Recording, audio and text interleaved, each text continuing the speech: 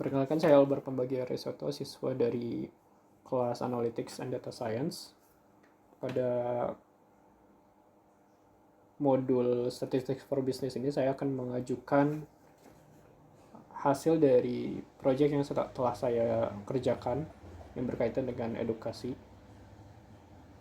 Untuk pertanyaan yang saya ajukan di awal adalah apa saja kira-kira faktor sumber daya maupun kontekstual yang bisa diasosiasikan dengan nilai skor literasi yang dimiliki oleh siswa SD.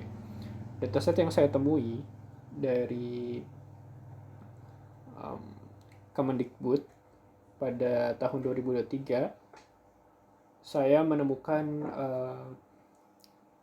beberapa hal yang menarik. Di antaranya adalah banyaknya feature atau kolom yang bisa saya explore, dan tentu saja ini di awal menimbulkan kebingungan bagi saya sendiri.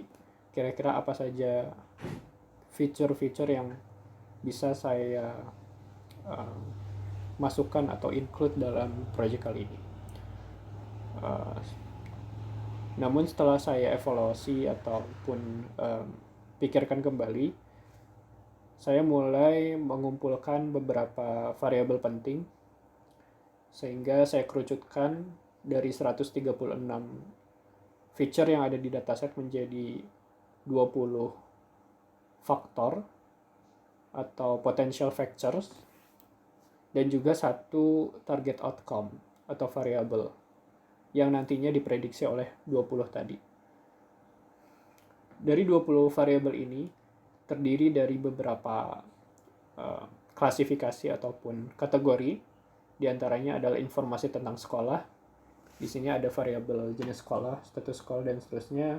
Kemudian klasifikasi geografi dan sosioekonomik konteks. Kemudian yang ketiga berkaitan dengan kualifikasi guru dan ketersediaannya. Yang keempat adalah sumber daya yang dimiliki oleh murid, serta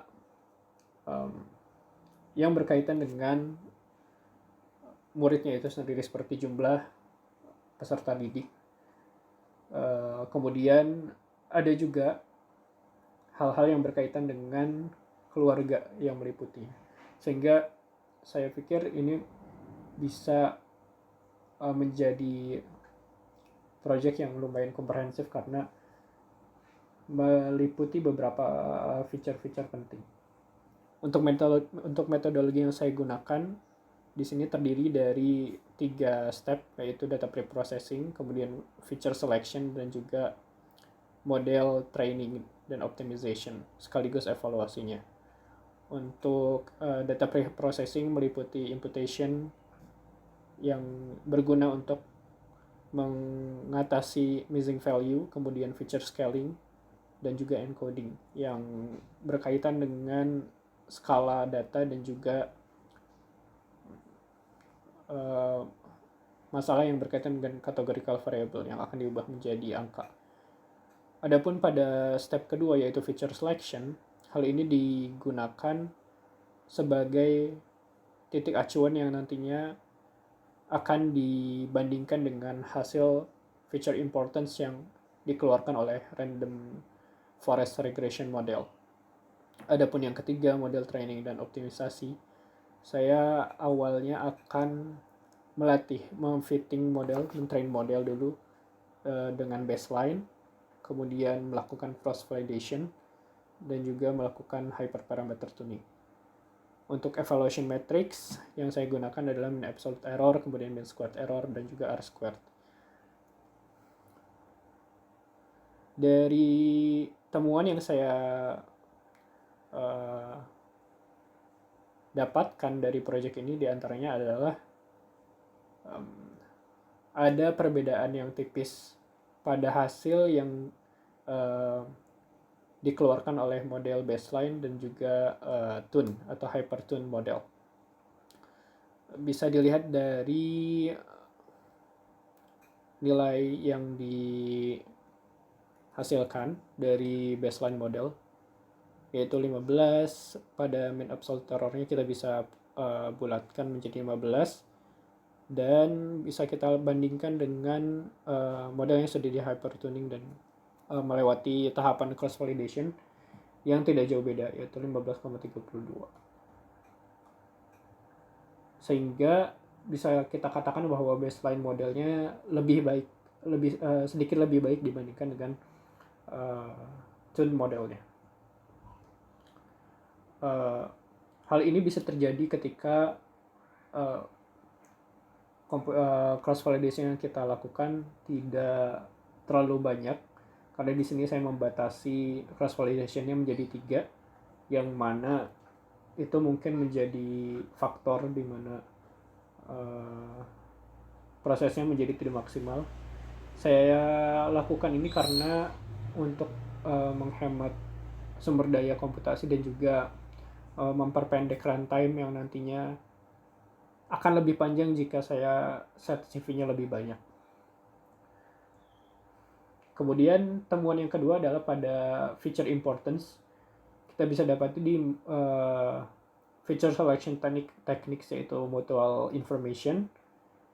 Kita dapati di sini ada socioeconomic status siswa yang menjadi top features dan diikuti BG3, BG18, BG19. Simpan dulu di situ, kemudian kita bisa bandingkan dengan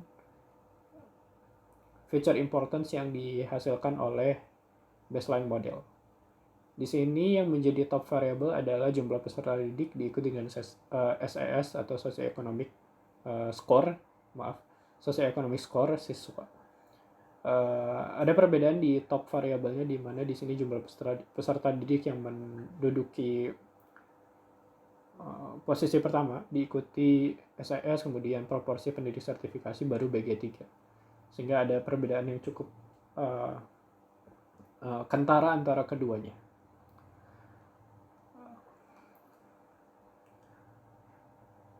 Adapun practical implications atau rekomendasi yang bisa dikeluarkan dari hasil temuan tadi adalah di mana dua feature importance dari dua model, yaitu mutual information, baik mutual information dan juga random forest regression, adalah pada hal SES atau socioeconomic score siswa, yang mana ini sangat diasosiasikan dengan skor literasi, sehingga para pemangku kebijakan bisa lebih memperhatikan faktor ini dengan menerbitkan kebijakan-kebijakan yang mengarah pada